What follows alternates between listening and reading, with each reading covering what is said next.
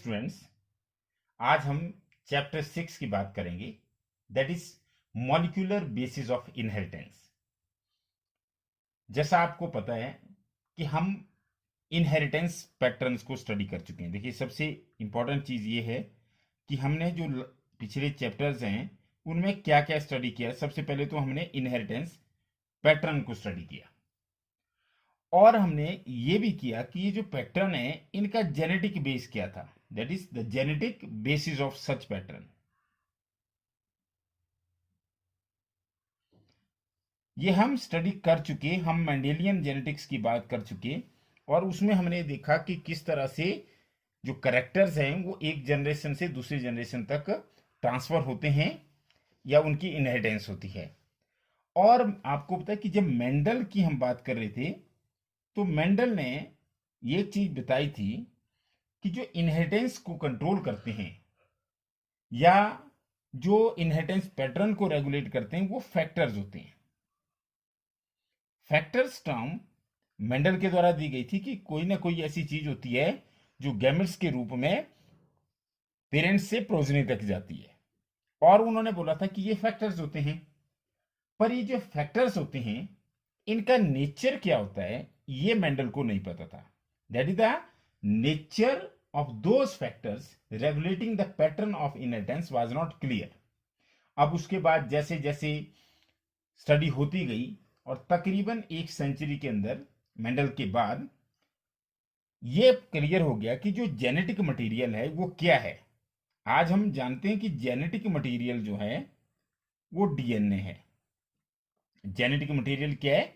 DNA. पर ऐसा नहीं कि सब में DNA, at least in most of organism the genetic material is DNA, not in all. जैसे हम बात भी करेंगे कुछ वायरसेस की हम बात करेंगे तो वहां पे जो जेनेटिक मटेरियल है वो आरएनए होता है। तो देखिए, इनहेरिटेंस पैटर्न को स्टडी किया आपने, आपने उनका जेनेटिक बेस भी स्टडी किया और आपने ये भी पढ़ा कि जो फैक्टर्स होते हैं वो क्या करते हैं, वो इनहेरिटेंस को कंट्रोल करते हैं। पर उनका नेचर क्या होता है इस चीज की जानकारी नहीं थी। धीरे धीरे रिसर्च होती गई और ये पता लग गया कि वो रिसर्च जो है इसमें कल्मिनेट हुई कि जो जेनेटिक मटेरियल है वो डीएनए है in most of the organisms, पर in some cases it is RNA. जैसे वायरस की हम बात करते हैं। अब अगर हम देखें तो जो डीएनए और आरएनए है ये है क्या? डीएनए और आरएनए दोनों क्या है? ये न्यूक्लिक एसिड्स हैं। अब देखिए, न्यूक्लिक एसिड्स क्या होते हैं? न्यूक्लिक एसिड्स का मतलब होता है the acids present in the nucleus of cell. The acids present in the nucleus of cell.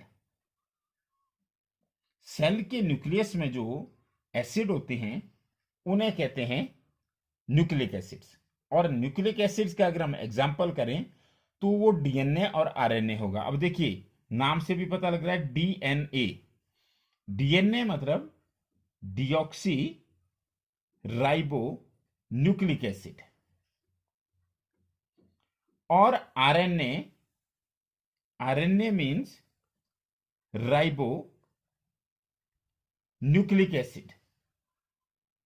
तो इस तरह से दोनों न्यूक्लिक एसिड्स हैं। अब अगर हाँ आपसे पूछा जाए कि न्यूक्लिक एसिड का है क्या, नेचर क्या है, बेसिकली किस चीज के बने होते हैं, तो एक और बहुत ही सिंपल टर्म में आप बोलेंगे कि जो न्यूक्लिक एसिड्स हैं these are polymers of nucleotides. देखिए, एक और टर्म आपके पास आई कि जो न्यूक्लिक एसिड्स हैं वो न्यूक्लियोटाइड्स के बने होते हैं। तो इसका मतलब न्यूक्लिक एसिड बड़े हुए हैं और न्यूक्लिक एसिड जिस चीज के बने होते हैं वो होते हैं न्यूक्लियोटाइड्स। तो आप इसको एक और बोल सकते हैं कि these are the polymers of nucleotides. ठीक है, तो न्यूक्लिक एसिड पॉलीमर्स हैं और उनमें क्या होते हैं, उनमें न्यूक्लियोटाइड्स होते हैं। अब न्यूक्लियोटाइड में क्या होता है? अब देखिए, अब हम न्यूक्लिक एसिड बने हैं न्यूक्लियोटाइड्स के, तो अब हम न्यूक्लियोटाइड्स की बात करेंगे। देखिए, न्यूक्लियोटाइड्स में तीन चीजें होती है। न्यूक्लियोटाइड किस किस चीज से बने होते हैं? वो तीन चीज से। एक, उसमें नाइट्रोजिनस बेस होता है। हम आगे डिटेल में स्ट्रक्चर में बात करेंगे। नाइट्रोजिनस बेस होता है और पेंटोज शुगर होती है।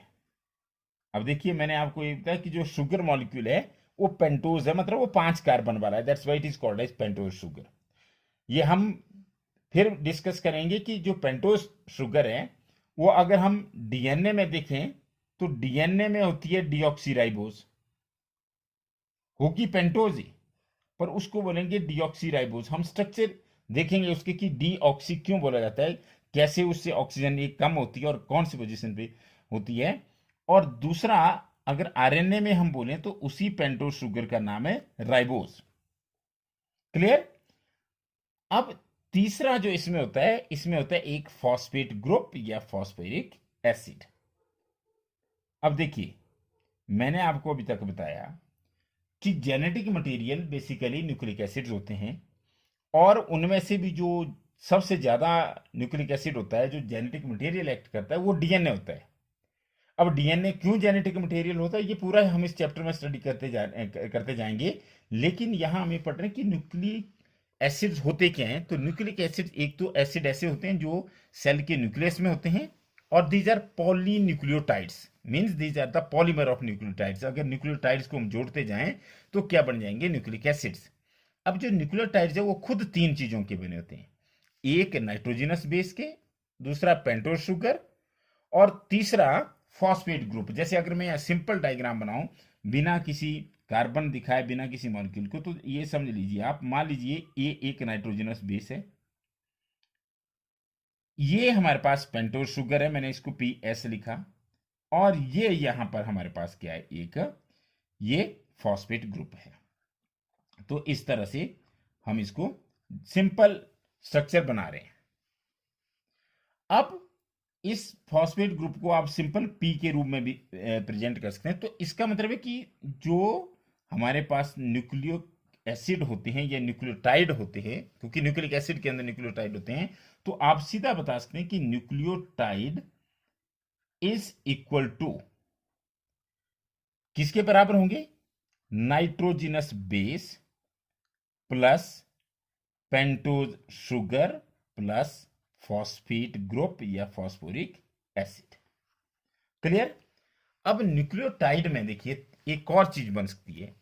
अगर हम इन दो चीजों को जोड़ दें, केवल एक चीज को माइनस कर दें, तो ये बन जाते हैं न्यूक्लियोसाइड। तो इसका मतलब है न्यूक्लियोटाइड से जो छोटे होते हैं वो न्यूक्लियोसाइड होते हैं। सीधी सी बात है, न्यूक्लियोसाइड को आप कैसे याद रखेंगे कि जो न्यूक्लियोटाइड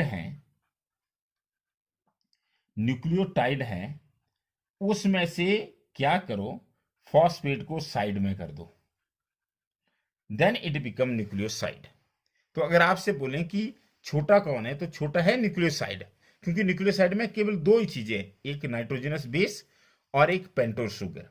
और अगर न्यूक्लियोसाइड में एक और चीज जोड़ दी जाए, क्या जोड़ दी जाए, फॉस्फेट ग्रुप, तो न्यूक्लियोटाइड बन जाएगा। या न्यूक्लियोटाइड में से फॉस्फेट ग्रुप हटा दिया जाए तो हमारे पास न्यूक्लियोसाइड बन जाता है। तो अगर इसी स्ट्रक्चर को हम दोबारा बनाएं तो देखिए न्यूक्लियोसाइड का स्ट्रक्चर हमारे पास किस तरह से होगा। ये पेंटोज शुगर है, इसमें केवल नाइट्रोजनस बेस होगा, यहां पे हमारे पास फॉस्फेट ग्रुप नहीं होगा। क्लियर। तो ये हमने बात की कि न्यूक्लियोटाइड क्या होता है, न्यूक्लियोसाइड क्या होता है। अब हम जो एक लेक्चर है उसमें ये बात करेंगे कि नाइट्रोजनस बेसिस कौन कौन से होते हैं, पेंटोज शुगर कौन सी होती है, उसका स्ट्रक्चर कैसा होता है। फिर हम बात करेंगे कि डीएनए, उसका स्ट्रक्चर क्या है, वो क्यों जेनेटिक मटेरियल है इतने सारे ऑर्गेनिजम्स में। तो ये सारा हम इस चैप्टर में स्टडी करने जा रहे हैं। तो मैं थोड़ा सा आपको ये बता दूं कि हम इस चैप्टर में बेसिकली स्टडी क्या करेंगे। सबसे पहले तो हम इसमें न्यूक्लिक एसिड्स के स्ट्रक्चर करेंगे, डीएनए आरएनए की। क्लियर। दूसरा, इसके बाद हम एक और प्रोसेस स्टडी करेंगे, बहुत ही इंपॉर्टेंट चैप्टर है और कंपिटिटिव पॉइंट ऑफ व्यू से इसमें सबसे ज्यादा क्वेश्चन आने के चांसेस रहते हैं। ट्रांसक्रिप्शन स्टडी करेंगे। अब ये ट्रांसक्रिप्शन क्या होता है, ट्रांसक्रिप्शन का मतलब होता है डीएनए से आरएनए का बनना। अभी जो डीएनए से आरएनए बनता है, ये बेसिकली यहाँ पे एमआरएनए बनता है, वो हम आगे करेंगे कि आरएनए क्या होता है, उसके कितने टाइप्स होते हैं और वो क्या क्या रोल प्ले करते हैं। तो एक हम स्ट्रक्चर करेंगे डीएनए और आरएनए का, उनके टाइप्स पढ़ेंगे, उनके फंक्शन पढ़ेंगे। दूसरा हम करेंगे transcription. No, what is transcription? Transcription का मतलब हुआ डीएनए से RNA, the making of RNA from DNA. इसके बाद हम एक और इंपॉर्टेंट चीज स्टडी करेंगे, दैट इज जेनेटिक कोड। फिर हम जेनेटिक कोड के बारे में जानकारी लेंगे। जेनेटिक कोड ये बताएगा कि जो प्रोटीन्स होते हैं उनमें एमिनो एसिड्स का क्या सीक्वेंस होता है, मतलब sequence of amino acids in protein. Clear? तो ये भी हम इस चैप्टर में स्टडी करने जा रहे हैं। फिर इसके बाद एक और इंपॉर्टेंट हमारे पास टॉपिक है, वो है ट्रांसलेशन। अब ट्रांसलेशन क्या हुआ, देखिए ट्रांसक्रिप्शन। ट्रांसक्रिप्शन में तो डीएनए से बना आरएनए। ट्रांसलेशन में क्या होगा, it is process of synthesis of protein, मतलब प्रोटीन सिंथेसिस के प्रोसेस को क्या बोला जाता है, ट्रांसलेशन बोला जाता है। बेसिकली डीएनए से आरएनए बनेगा तो ये हुई ट्रांसक्रिप्शन, और जब आरएनए से आगे जाकर के क्या हमारे पास प्रोटीन का निर्माण हो जाएगा, प्रोटीन सिंथेसाइज हो जाएगी, तो इसको बोलेंगे हम ट्रांसलेशन। तो देखिए डीएनए से आरएनए का बनना ट्रांसक्रिप्शन, और इससे आगे जो आरएनए से प्रोटीन का बनना that is translation. Translation mean synthesis of protein. इसके बाद हम बात करेंगे कि जो जीन रेगुलेशन है वो कैसे होती है, मतलब जीन्स कैसे रेगुलेट होंगे। और इसके बाद हम एक और जो लास्ट में इस चैप्टर में पढ़ेंगे, that is human genome project. तो ये चीजें हम इस चैप्टर में पढ़ने जा रहे हैं। क्लियर? तो ह्यूमन जीनोम प्रोजेक्ट है, उसमें न्यूक्लियोटाइड का सीक्वेंस करेंगे ह्यूमन जीनोम के, उसके बारे में हम जानकारी लेंगे। ये इस चैप्टर की इंट्रोडक्शन थी। तो देखिए मैं थोड़ा सा लास्ट में रिपीट करने जा रहा हूं कि हम चैप्टर 6 की बात करने जा रहे हैं, उसको इंट्रोड्यूस करने जा रहे हैं। और जो चैप्टर 6 का नाम है that is molecular basis of inheritance. अब मॉलिक्यूलर बेसिस ऑफ इनहेरिटेंस में अगर हम देखें तो पहले हमारे पास हिस्ट्री होती है कि हमने क्या क्या पढ़ा। तो हमने बेसिकली कुछ भी नहीं पढ़ा, इनहेरिटेंस पैटर्न को स्टडी किया और उनकी जेनेटिक बेसिस को स्टडी किया। फिर हमने ये किया कि मेंडल के अनुसार जो फैक्टर्स थे वो कंट्रोल करते थे इनहेरिटेंस को, पर उस समय मेंडल के टाइम तक ये जानकारी नहीं थी कि उनका नेचर क्या था। फिर हमने ये किया कि धीरे धीरे रिसर्च होती गई और ये पता लगा कि the genetic material is DNA. In most of the cases, DNA acts as the genetic material, but in some viruses, RNA acts as the genetic material. और ये हम आगे करेंगे कि आरएनए के जो रोल होते हैं वो मैसेंजर भी एक्ट करता है, कैटलिस्ट भी एक्ट करता है, एडेप्टर भी एक्ट करता है, इसके एडिशनल रोल्स भी होते हैं। फिर हमने बोला कि जो न्यूक्लिक एसिड्स होते हैं, आइदर इट इज डीएनए और RNA. DNA means deoxyribonucleic acid and RNA means ribonucleic acid. These are the acids present in the you can see center of the cell, that is the nucleus of the cell, and these are polynucleotides. polynucleotides का मतलब होता है कि nucleotide के polymers होते हैं, nucleotide जुड़ जुड़ करके बना देते हैं न्यूक्लिक एसिड्स। फिर हमने बात की कि जो न्यूक्लियोटाइड्स होते हैं वो खुद बने होते हैं नाइट्रोजनस बेस, पेंटोज शुगर और फॉस्फेट ग्रुप के। जब ये तीनों चीजें आपस में जुड़ जाती है तो ये बनाते हैं न्यूक्लियोटाइड्स। और इन तीन में से अगर एक चीज को हम साइड में कर दें, किसको साइड में कर दें, फॉस्फेट ग्रुप को, तो नाउ इट बिकम्स न्यूक्लियोसाइड। तो न्यूक्लियोसाइड जो होता है उसमें दो ही चीजें होती है, एक नाइट्रोजन बेस और एक पेंटोज शुगर, और उसमें एक और चीज जोड़ दी जाए phosphate group, then again it will become the nucleotide. फिर हमने बात की कि इस चैप्टर में हम बेसिकली पढ़ने क्या जा रहे हैं। तो हम इस चैप्टर में पढ़ने जा रहे हैं न्यूक्लिक एसिड्स क्या होते हैं, डीएनए और आरएनए की स्ट्रक्चर करेंगे, उनके फंक्शंस करेंगे। फिर हम कुछ प्रोसेसेस करेंगे जैसे ट्रांसक्रिप्शन, डीएनए से एमआरएनए का बनना ट्रांसक्रिप्शन है, एमआरएनए से प्रोटीन का सिंथेसिस जो है वो ट्रांसलेशन है। फिर हम ये बताएंगे कि उस प्रोटीन के अंदर जो अमीनो एसिड्स हैं वो किस तरह से जुड़े हैं, मतलब उनका सीक्वेंस बताएंगे, दैट इज जेनेटिक कोड। और फिर हम बात करेंगे लास्ट में ह्यूमन जीनोम प्रोजेक्ट की, जिसमें जो ह्यूमन जीनोम है उसके कंप्लीट न्यूक्लियोटाइड सीक्वेंस की हम बात करेंगे। तो ये आज हमने इस चैप्टर को इंट्रोड्यूस किया। अगले वीडियो में हम बात करेंगे डीएनए की। Thank you very much.